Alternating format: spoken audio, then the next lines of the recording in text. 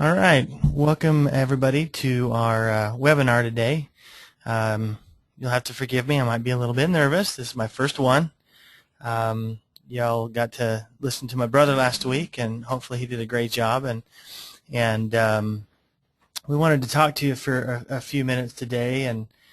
And when Jordan told me he was going to be gone and asked me to take over the webinar this week, my first thought was to give a few minutes to talk about a lot of the things that I get asked. But then I got to thinking about it, and I get asked a lot of questions, but they all kind of center around one major theme, and that is, what can I do to help my email deliverability, to help avoid spam complaints? And so we're going to go over a few of those things today. And for those of you who've been on the webinars here, we're going to leave some time at the end for questions. So if there are any, and if you have questions, go ahead and type them in. And I'm a pretty simple guy. I have a hard time focusing on two things at once. So we'll grab those questions at the end and get those answered as best we can. We'll leave plenty of time for that. So what I want to do today is I want to talk about list hygiene. You can see on the screen, it's titled "Keep It Clean: Automating List Hygiene through minimum activity thresholds." Well, I guess the first thing I should ask is if anybody on there can't see. If you can't see the screen, can somebody fire off a question? Let me know that you can see it. Okay, nobody's complaining, so I'm assuming that you can see it. Okay, I see it. Okay, perfect. Thanks, everybody. So the last thing I want to do is ignore those questions for a minute and then have everybody saying, I can't see anything. So we're going to talk about list hygiene, what it is, why it's important, what is a minimum activity threshold, and then what you can do once you've targeted those contacts who represent the greatest risk in your list. So list hygiene. So the question is that a new catchphrase we're going to be talking about for a few months and never see it again? Well, I guess it could be, but if it is, it's only going to be because someone's going to think of something else to call it. The concept, it's really here to stay. So I like to use analogies and tell stories, and so imagine going to the dentist. That seems to be the easiest comparison to make when we're talking about list hygiene. So I used to go to Dr. Shumway, and he had the nicest hygienists. They were super nice until you sat down in the chair. And then it was like they went crazy. There were always two things that they told me. One is you haven't been flossing enough. And two, if you had been, the next 30 minutes would be really, really much easier for the both of us. So the same thing goes with our lists. If there was list hygiene going on an ongoing basis, it would make things much better. So however you want to define it yourself, list hygiene at its core is the process of identifying and managing the hard bounces, opt-outs, spam complaints, and inactive contacts in your list. So, oh, you know what? Here I am, and I messed up my first slide here.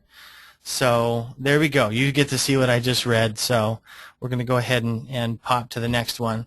So why is list hygiene important? Like I said before, if we can avoid the problems that are associated with emailing our lists, then it's going to make us that much better marketers. It's going to make our deliverability that much higher. So the hygiene is important because there's an increase in heightened security from the internet service providers, and I know Jordan has spent quite a bit of time talking about that, and we're going to spend a little bit of time talking about what that means. But the second item on the list is that the internet service providers, ISPs, they've increased their practice of turning abandoned email addresses into spam traps. And for those of you who may not be aware, it's a term that is out there. Some people know what it is, some people don't. But emailing a spam trap, spam trap is exactly what it sounds like. They're trying to trap spammers. Hitting a spam trap doesn't mean you are a spammer, but it will get you and us blacklisted. So they've increased that practice of turning those abandoned email addresses into spam traps, and then there can be a significant financial impact of keeping a clean active list. And what I mean by that is by maintaining a database of clean addresses and marketing to those people who want to receive your marketing, then what you pay to market to them is going to go down if you're only marketing to those who want and you're not marketing to those who don't. So how does Infusionsoft help with list hygiene? So there are a few things that we do automatically within Infusionsoft that really help with that maintenance or hygiene. We change hard bounces to unmarketable automatically, so you don't have to worry about going through your list and doing that when you get a report and you see that there are bounces. We have feedback loops with many of the ISPs, so that when someone marks an email as spam on their end, it automatically comes back in a loop to our system, and they're changed in our system to unmarketable, so you don't have to worry about whether or not you're going to send email again to someone who's marked an email as spam. And then we also have an internal feedback loop so that when someone opts out of their email, that it changes them to unmarketable as well. Now these three things are really important, and I can't tell you how many times I've spoken to people. Let me interrupt myself here for a second. I didn't even tell you who I am or what I do here. I'm the email compliance account manager, and so I talk to people about deliverability and spam, and so in that role, I'll start back up. In that role, I talk to people all day about how they can get reduce their spam complaints and how they can, kind of better serve their customers that they're trying to market to. And I hear lots and lots of questions about why spam complaints exist, and we could talk about a lot of those today: subject lines, content, frequency, setting and meeting expectations, which probably is, well, not probably, it's the biggest reason that someone marks an email as spam typically, is that there's an expectation issue. But I really don't want to talk a bunch about that today. What I want to talk about is something a little bit different, and these things that we do help prevent some of that stuff. We have a lot of times people import their lists and they get complaints from people that they've tried to opt out in the past, or why do I keep getting emails when I've tried to opt out before? And some of the old email service providers or other systems that are out there that don't have the same loops that we have, when the lists get imported, sometimes those people get imported with them. And so these things are great. These things we do to try and help. But as it relates to hygiene, this group of people that we're talking about right now, the hard bounces, the spam complaints, the opt-out, the hygiene portion of that is what you do with them after they're identified in the system. And for us, we automatically make it so you don't have to worry about accidentally sending to them again. So you could delete them, you could call them, you could mail them a postcard, whatever you want to do. But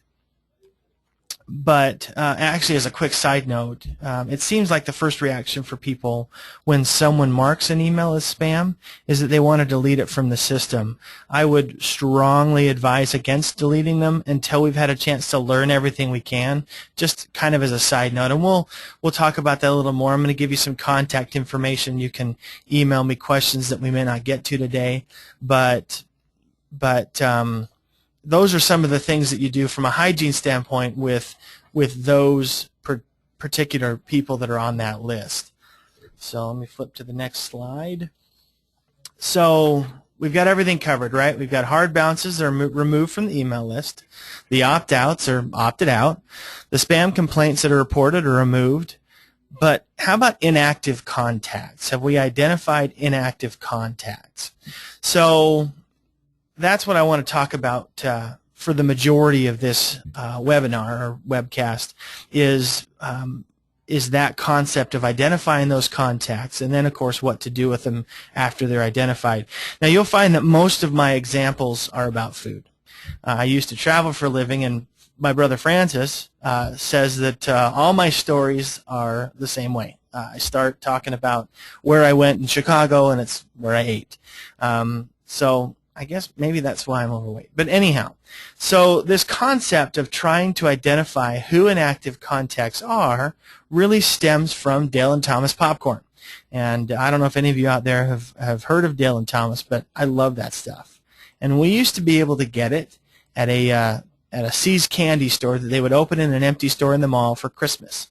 And then one year it wasn't there anymore. So we decided to go in and order it online. My wife and I did, and I mean, holy cow, it's really good popcorn. Chocolate and peanut butter drizzled. Maybe that goes back to why I had to spend so much time with the hygienist as well. But we ordered it about 3 years ago, loved it. And when I ordered it, they did what every good marketer does. They asked if I wanted to participate in their email marketing. You know, would you like to receive monthly offers or weekly newsletters or whatever it was? I don't remember exactly what I filled out.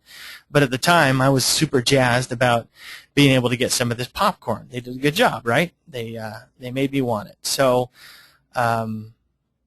they make the best popcorn in the world, so I'm excited about it. And during the next year or so, we decided to order it 2 more times, Mother's Day and, Valentine's Day. So now fast forward to last month. Now, I actually haven't opened an email from them probably since the end of that first year. It's not that I don't like them anymore. It's not that I've forgotten that I signed up to get their stuff. I'm not doing anything with it. So here's my question.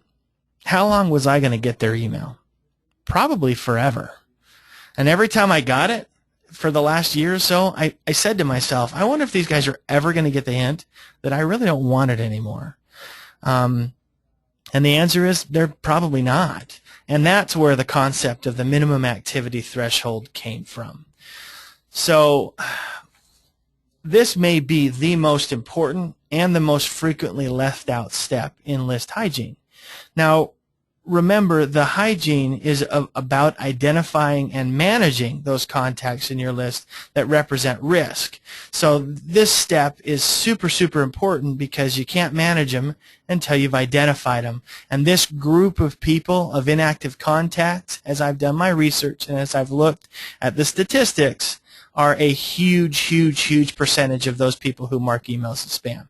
Those people who have been getting emails either in a series for a long, long period of time, or they sign up for a series of, let's say, 10 videos. We've got several customers. Many of you out there may be in that group who have a series of 6 piano lessons or 10 videos on golf swings, or whatever it's going to be, those types of series. And what happens is that these people are really excited when they sign up for this, and many of them go all the way through the video series, and they watch the videos and they're excited, and then they go on to purchase, which is the goal. I mean, we're a goal-driven business. We're not, most of us, doing this just because we enjoy it, although I think a lot of us do. That's why we're entrepreneurs. That's why we got into this in the first place. So it's a mixed bag. I think a lot of people who provide videos to train love to do the training, but they still have to make it a business. And so many of those people go through the series and they're fine with it. But what about those people who sign up for a 10 video series, and after the first 4 or 5 videos, they haven't watched any of them? They're going to continue to receive the rest of that series, and those are the people who are the ones that we're talking about when we talk about these inactive contacts. What identifying those contacts can do, as you can see on the list in front of you, is avoid spam traps. When I say take back ownership of your list, what I'm really, really talking about is it's your list. I can't think of a single situation where anybody has a right to be on your list. It's your list. It's your company. You get to own it. So this is going to help you be able to target which people are involved and which people are keeping up their end of the bargain, which was, I'm going to watch these videos when I sign up for them because you're going to give them to me for free. So that's taking that ownership. This concept of identifying inactive contacts will also help you target your marketing. So we're going to talk about at the end how, what you're going to do, what you can do once you identify these inactive contacts, but you can target your marketing based on their level of activity. So somebody who's super excited, maybe they get emails a little more frequently than somebody who's, not really participating or something. So another thing it can do is reduce your spam complaints. And I've got an example of somebody who great lady. She got a spam strike. She was pretty frustrated. In fact, was contemplating just being done. And I'm not even 100% sure she was just talking about being done with Infusionsoft. I think she was just done. And it just so happened that I was developing this. We were developing this minimum activity threshold, and she agreed to let us run it on her list. It's not a huge list. She had a series of 7 activities they needed to perform, videos they needed to watch. The week before she got the strike, she sent about 5,300 emails, and then got 11 spam complaints, which those of you who know, who maybe I've spoken to or who have had instances in the past, that's well above the acceptable threshold that's determined by the internet service providers, not us. I have to put that little plug in there. When we ran the sequence this last week, so it's been about 3 weeks since we ran it, but I took this last week and compared it to the week before she got into the sequence, and her emails were down to about 4,200 for the last week, so that's about a 20% drop, give or take, but she only had 2 spam complaints. Actually, she had 3, but one of them was because I did something wrong and that person complained. So I'm not going to count that against her. But so she had 2 spam complaints. Her click rates went up as well because, again, the percentage of people that she was sending to were the people who were actively participating in the email, in the marketing campaign. And I'll talk to you again a step that we added to so that she doesn't have to abandon those people who aren't participating. But in her particular situation, what we decided to do was if they didn't participate in the first 3 lessons, they were going to get an email that said, hey, do you still want to continue to receive our lessons? And if they didn't click on that, then she stopped the sequence and it was done. And so it was it's been a great example, and we're actually trying that out with several people and anybody who'd like to get involved in. I don't want to call beta testing because it's not a new program, it's not a new system, but there are some steps involved, and I've got some videos that we can work with, and I can send you a link to sign up for that just so I can track the data. But all those things are important. But the number one thing, and it's not on here. And I'm not sure why it's not on there, but the number one thing is it helps you manage your reputation with the ISPs. So more than ever, the ISPs are looking at your sending address and domain as they rate what email to deliver to the inbox. So this is going to really help you to have that reputation that you really are looking for with your list and with your email marketing. So here's the question: how? It's always the question of the day. So the minimum activity threshold, if you hear me use the phrase MAT, I like abbreviations. It keeps it a little shorter. What this minimum activity threshold is going to do, and how you set it, is it's a threshold that helps you determine which contacts are participating in your marketing. You're going to determine what that activity level is that constitutes the minimum activity required to stay active. You will also be able to determine what active is. So in no way am I telling you that that you're going to have to go 4 emails and then out. That's not what I'm saying. You get to determine what to do once they fall below or rise above the minimum activity threshold, and ultimately that's going to give you the knowledge about who should receive what and how often they should receive it.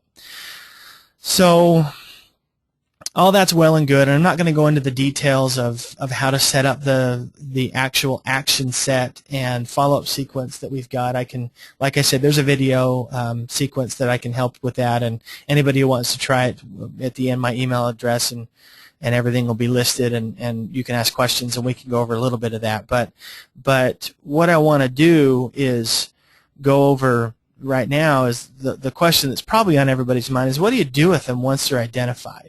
And if we go back to the dental analogy, I don't know about you, but when I was a kid, they used to have a dentist come to our elementary school and talk to us about good dental hygiene. They'd give out toothbrushes and floss, which I told you before I wasn't very good at using, and they also came with these little pink pills. And those of you who are in your late 30s, early 40s probably know what I'm talking about. I don't know about after that because I don't know if they stopped, but it's a little pink pill, that the ones that you chewed, and any plaque that was still in your teeth, it turned pink. So I chewed the pill and smiled in the mirror, and I'm sure, I don't remember exactly, but I'm sure I was shocked to see all the pink. So what did the hygienist do? They sat me down, showed me the problem areas and how to brush the right way. Well, let's go ahead and sit down. Once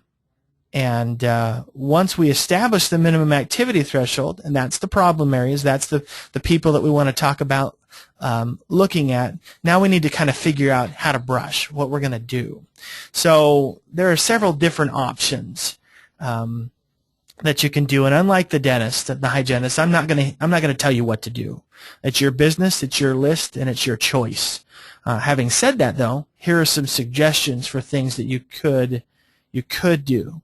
Now, remember the advantages of managing these people. Reduce spam, higher click rates, taking control of your list, all that good stuff. So what you can do is you have the choice. You could stop the sequence that they're in. You can start them in another sequence. You can send them a last chance email or two. That's what our example person that I gave you before, that's what we did. We created an email, she and I, that said, if you want to continue receiving these emails, click here. It could be a sequence of emails. It could be a last chance sequence that you could stop the old sequence and start a new one. You could take the list and decide that you wanted to mark it outside of Infusionsoft. Or you could continue to email them.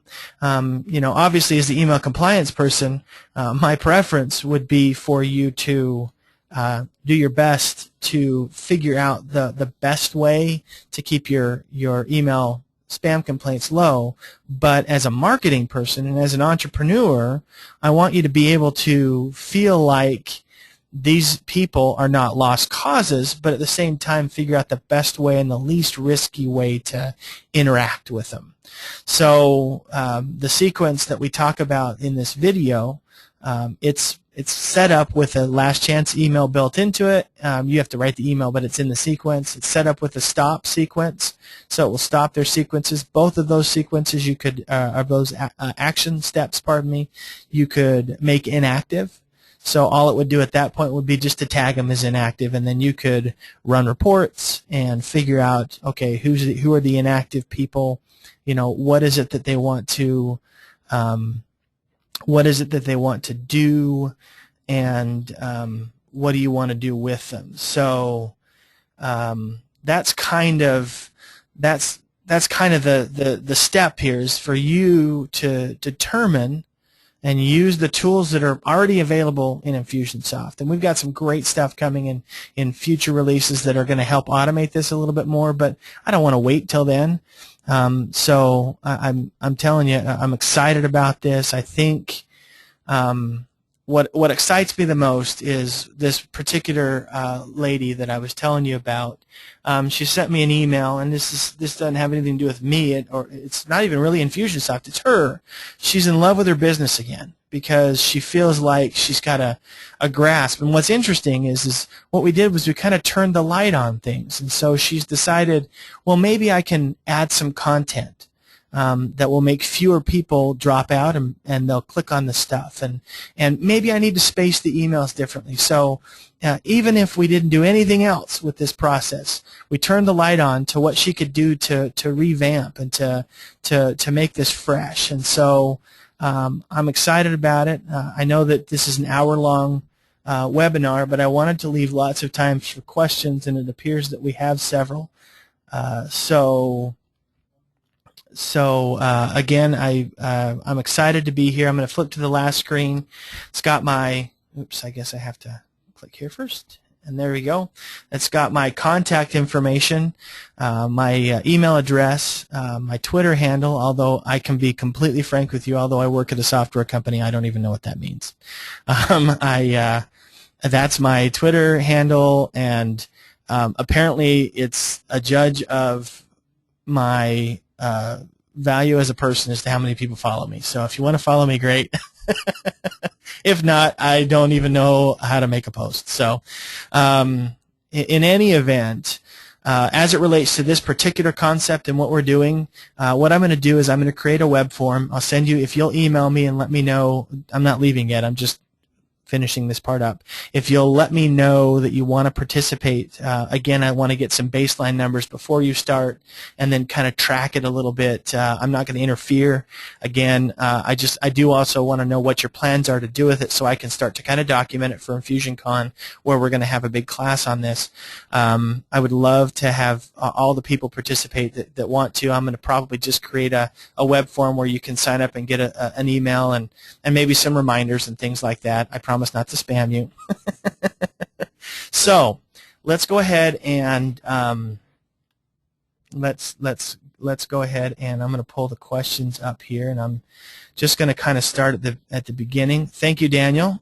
Daniel wanted me to know that their pink pills are called disclosing tablets, and my guess is that means they still use them. So let's go here to the questions. A couple people asked, kind of who I was, and because maybe they came in a little bit late. I'm Thomas Jones, the Email Compliance Account Manager here at Infusionsoft.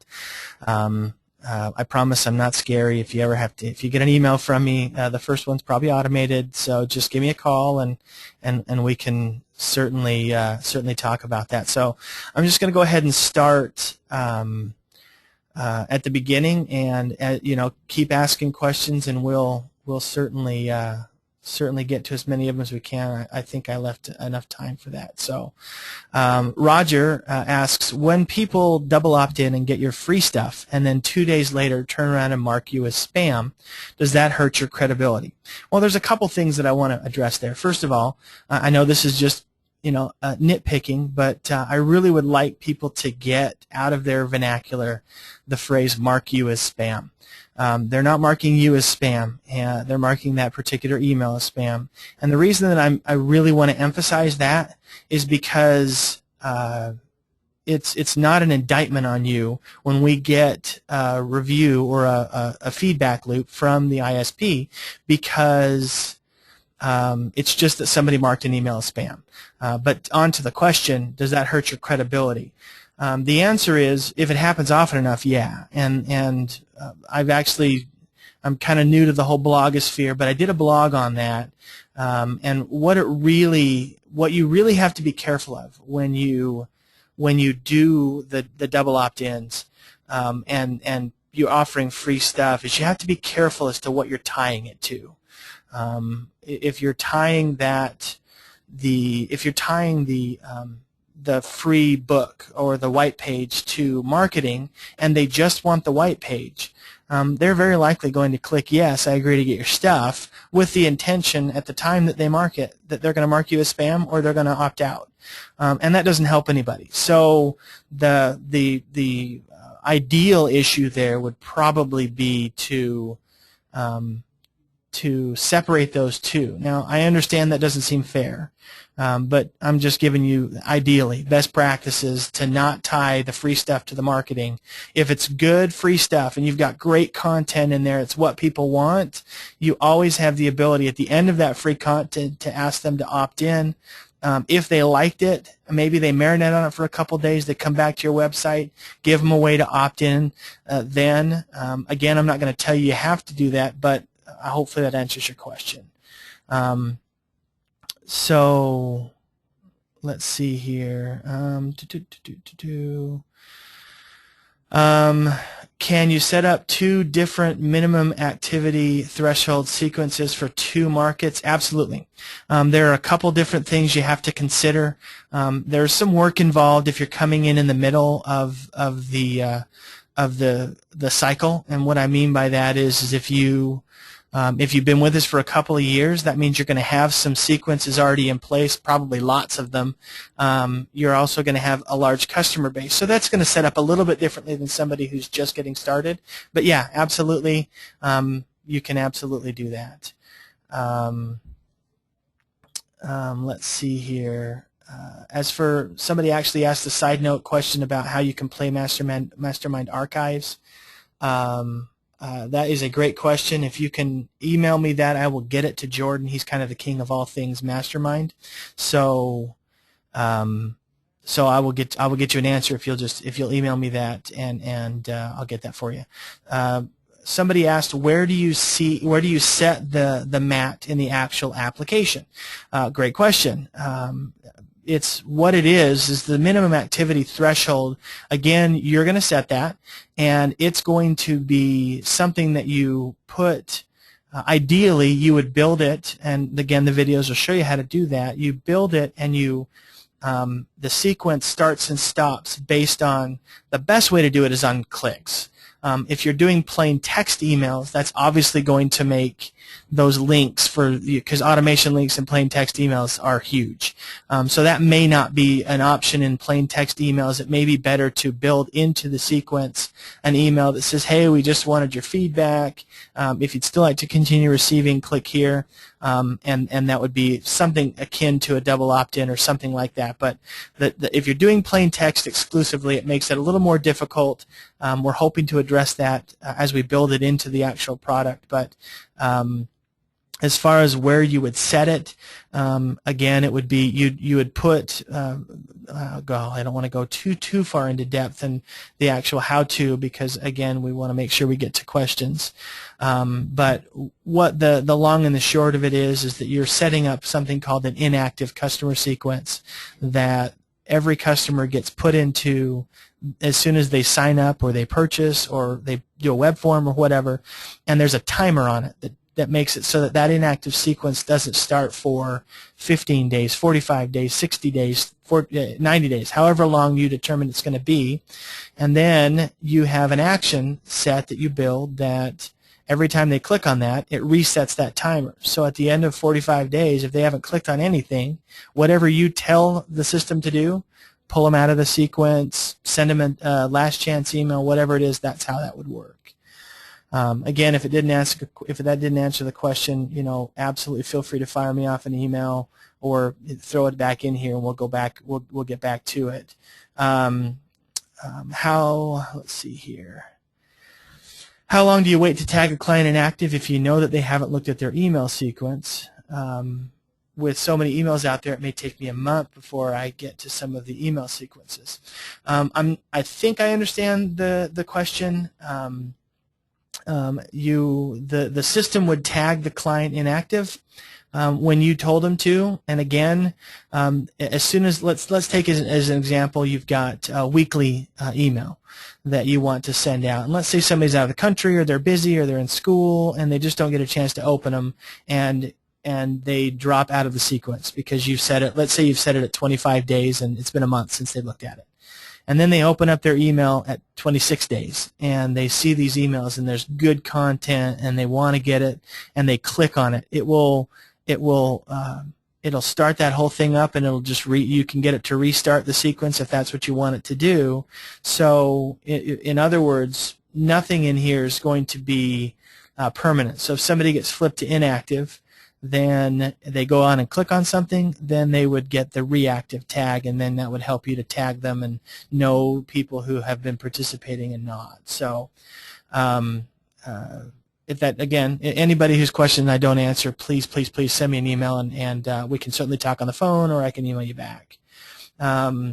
Next question is a great question. If I tag someone as inactive, do I then need to exclude them when doing a broadcast, or will inactives naturally be not included in an all list broadcast? You would need to exclude them because, again, I don't want to be in the business of telling you what to do as it relates to who you want to market. I'm going to talk to you about best practices, and I'm going to enforce policy. So I may tell you what to do, but as it relates to this, you could set up rules. You could say, let's say you wanted to weekly, go ahead and do something with an inactive, because what we also have set up in the inactive sequence is a task that sends you you or the owner of the contact an email that says, hey, somebody's gone inactive, you might want to call them, whatever you want it to say when the message goes out. So if you wanted to tag someone as inactive and then not have them be broadcast, then what you could do is you could mark them as you could opt them out. You could but you would need to exclude them if you didn't want them to get it. And again, that from an email compliance standpoint, I will tell you that my personal opinion is that they will reach a point, you said it, but they will reach a point where emailing them is not worth the risk. And if they fall into that category, then opting them out is probably the best way to never accidentally send them to another broadcast. Next question. How many email complaints lead to someone being blacklisted? That's a great question as well. Blacklisting, these are all great questions. You guys are great. The blacklisting is something that the ISPs do kind of as a quick, slap. So the complaints, there's probably a number out there, but it's not something that we typically deal with because blacklisting usually has to do with either hitting spam traps or something of that nature, or using a blacklisted domain in your email. We had that happen once a while back where we had to put somebody's account on hold until we could talk to them because there was a blacklisted domain out there that they had links to. It actually ended up being a link, what's it called, a link shortener. So it was shortening the links, and that was blacklisted. And so when you have a blacklisted domain in your email, that causes problems as well. So the long answer to your question was the one I just gave you. The short answer is that the email complaints won't typically lead in and of themselves to blacklisting, but it definitely contributes in terms of with us, in terms of strikes and compliance and having an account on hold while we figure some things out. The threshold that's set by the ISPs is 1 out of 1,000. So it's 0.1%. Difference between hard bounces and soft bounces, another great question. Hard bounces are bounces that the ISP is telling us that email address does not exist. So if I put thomasj@gmail.com as my email address because I want to get some stuff, then you send to it and we send for you, obviously, then we get a bounce back from Gmail saying, hey, that's not a good address. Although it probably is, but you know what I mean. So the soft bounces are anything else. So say the server was busy at the time that we tried to send it, or the person's email box was full, or there's a couple different reasons, and we actually try and resend soft bounces, which is why you might actually see somebody listed as a bounce, yet still have activity on an email because it was resent. Let's see here.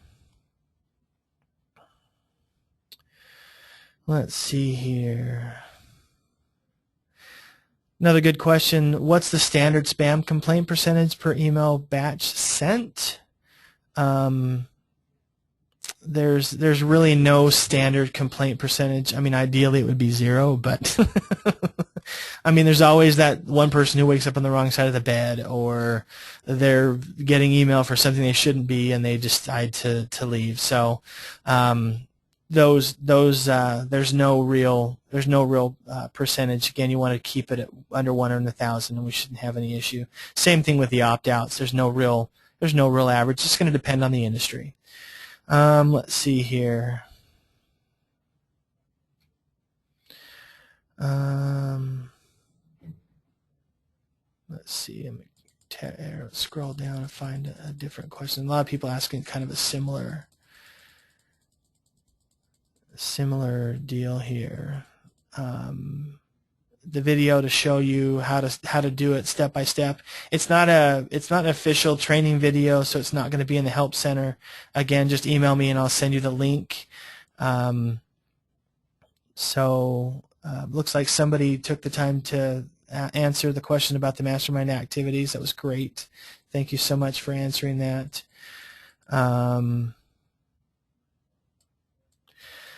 Another question, if the contact's hard bounce or they're opted out, and the only contact you have for them is the first name or the email address, should those ones just be deleted. Again, I don't recommend necessarily deleting email addresses until you're sure you're done with them. So on a hard bounce, yeah, if they don't have a history and there's no purchase history that you need to save, then I would just delete them. Same thing with opt-outs, unless you want to track opt-outs. Spam complaints, again, that's a little bit differently.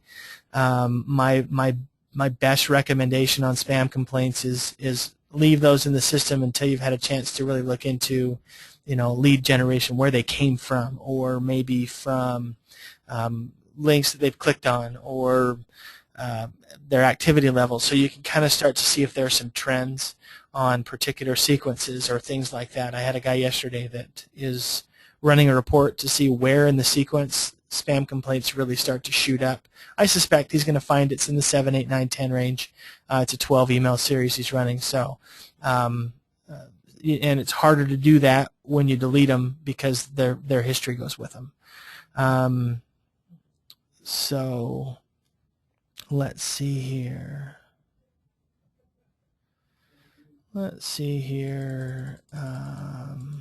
Does Infusionsoft mark hard bounces in the system so they don't send to them the next time, or is it up to us?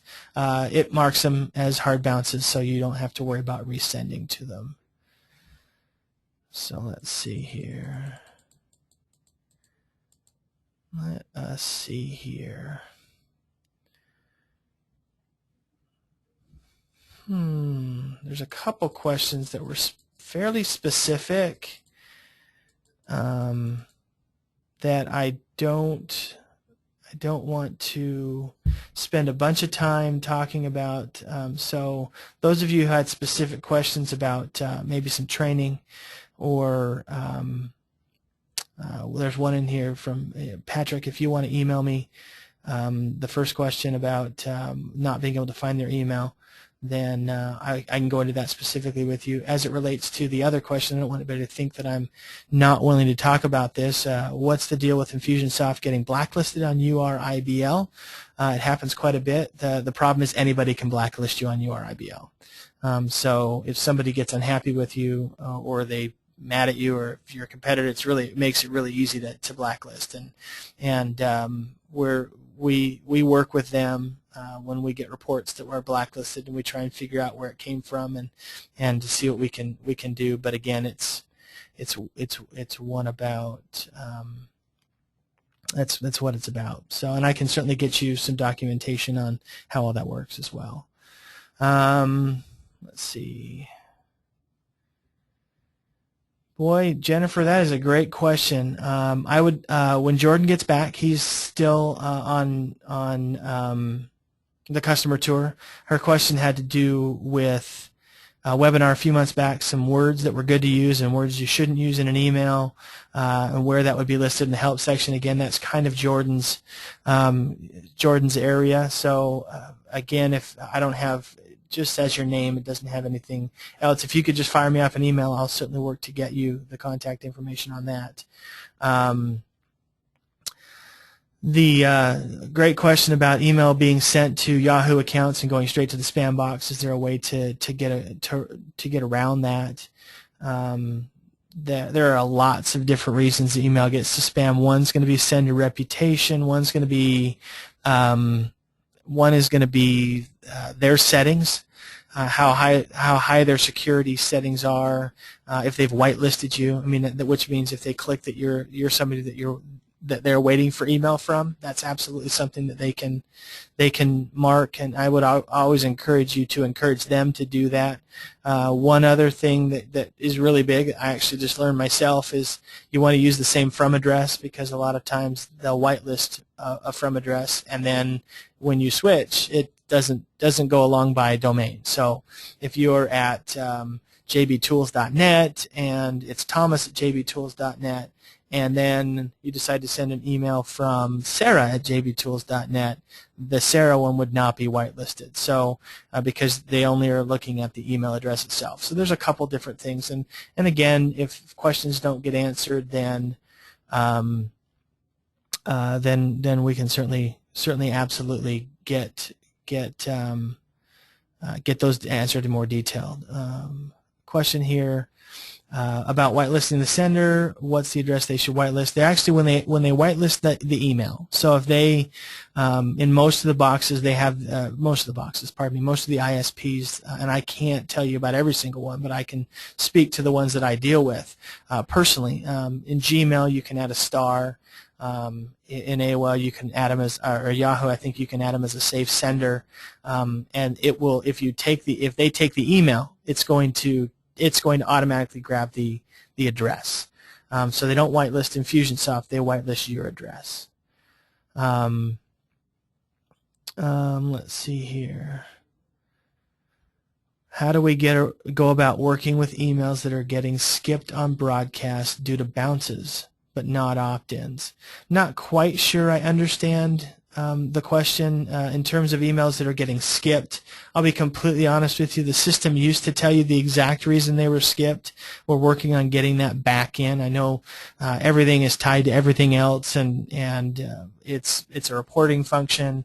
But if it's due to bounces, if it's soft bounces, they shouldn't.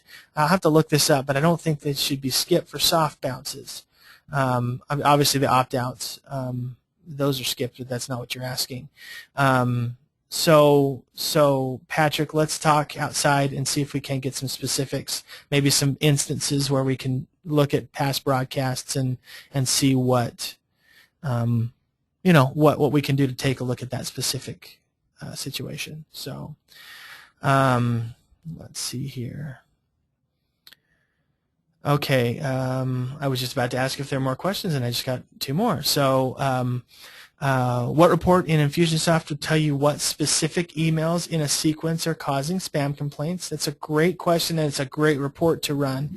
It's under reports, view all reports, and under marketing reports, you can kind of go near the bottom where it says follow-up sequence complaint summary. No, pardon me, follow-up sequence. Oh my goodness, you've caught me off guard now. Hold on. It is the follow-up sequence completion summary. And you can see, it'll tell you opens, it'll tell you clicks, it'll tell you opt-outs, it'll tell you double opt-ins, it'll tell you internal spam complaints, which again, internal are when they opt out and mark as spam, and it will tell you ISP complaints. And you can actually, my recommendation on that report is it's a great report. It gives you a ton of information. The problem with it is it's really hard to manipulate. So my advice is grab a month's worth, set the date for a month or however long, it depends on how many sequences you've got running, and then under the I want to tag you can just hit I want to export and take it to Excel, where you can then filter down by date or by actual sequence or by step in a sequence, and it'll give you all that information. Yeah, another question about skips and drilling down on them easily. You know what, Michelle? Let me grab that. Hold on a second here. Let me exit out. I'm sure you guys will be able to see this, but that's fine because that'll mean you get to see this. Let me go to the internet here and go to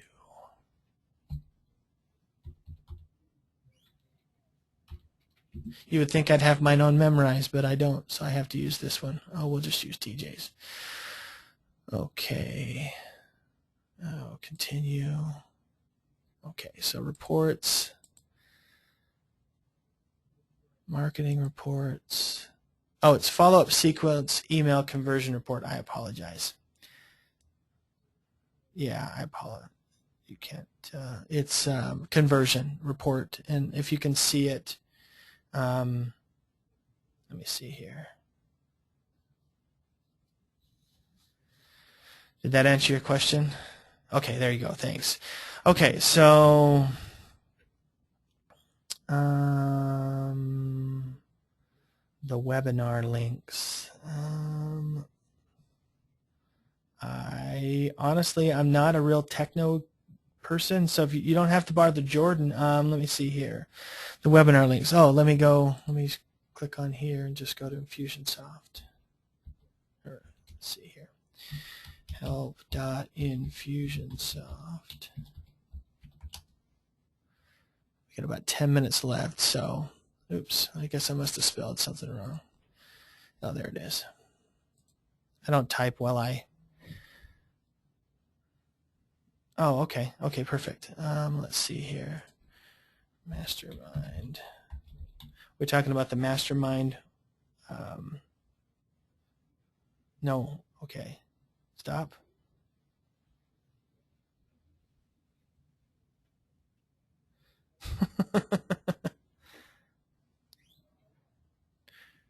Click training.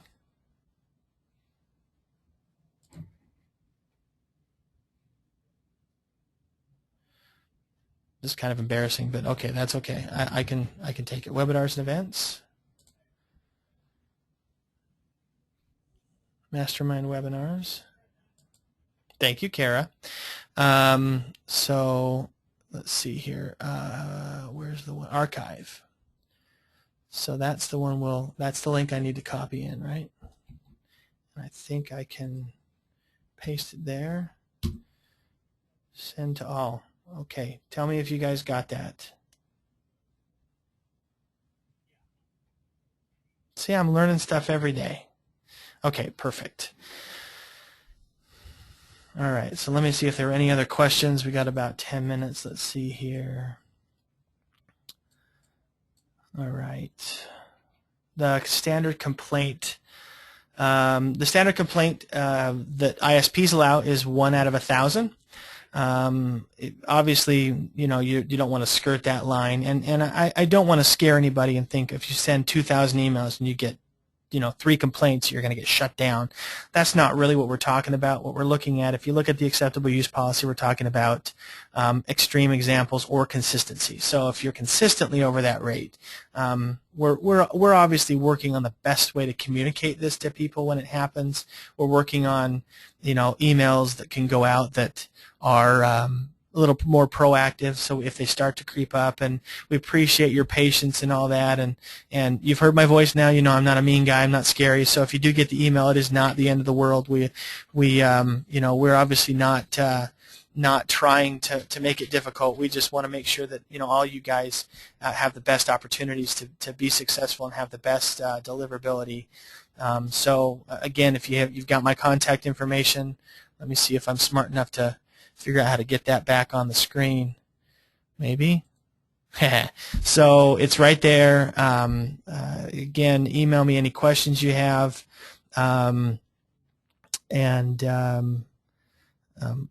we should be good to go. Does anybody have any other questions? I don't know how long it takes for a question to come through, so... All right, then. Anybody has anything else? Absolutely go ahead and send me an email, give me a holler, and thank you. Any feedback, I would love feedback. And you can be harsh, and I promise not to target you for spam if you have questions, suggestions for improvement. And it would really help me out if you would follow me on Twitter, because it's a contest between me and my brother there. I said it. So anyhow, hey, you guys have a great day. Give us a call if you have any questions, and we will talk to you later. Bye.